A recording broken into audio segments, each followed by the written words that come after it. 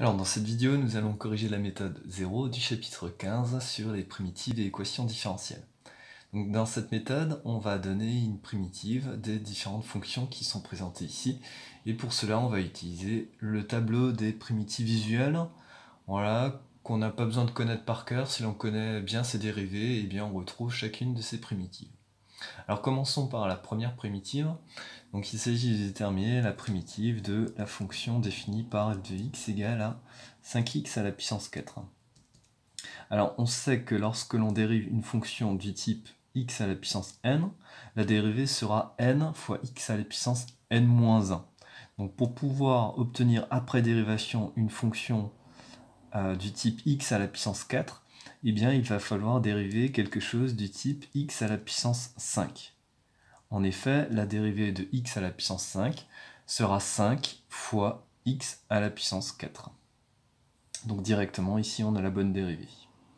Poursuivons par la deuxième fonction, donc, qui est définie par g de x égale à x au carré. Le principe est le même. Donc pour trouver une primitive de x au carré, on augmente la puissance. Alors prenons x à la puissance 3. La dérivée de x à la puissance 3 sera 3 fois x au carré. Or, ce facteur 3, on ne le veut pas, donc on divise par 3. Donc cette fonction est la primitive recherchée, car si on dérive g' de x, on aura, donc, le sur 3 devient un facteur 1/3, donc on aura 1/3 de la dérivée de x à la puissance 3, donc qui est 3x au carré, et ensuite les 3 se simplifient. Et on trouve bien, en dérivant la fonction g, on trouve bien la fonction petit g de x égale à x au carré.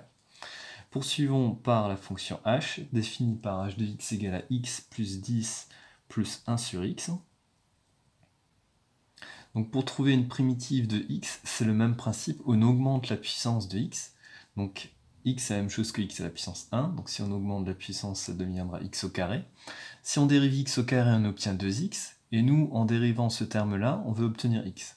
Donc pour ne pas obtenir le 2, ou plutôt pour le simplifier, on divise par 2.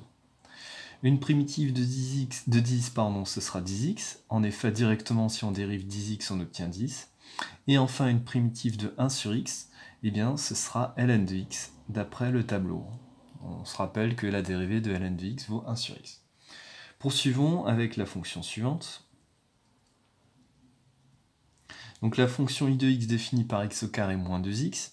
On a déjà vu une primitive de x au carré. On avait trouvé x puissance 3 sur 3. Et une primitive de 2x, et bien directement, ce sera x au carré. Poursuivons avec la fonction j, définie par exponentielle de x moins 5 plus sinus x.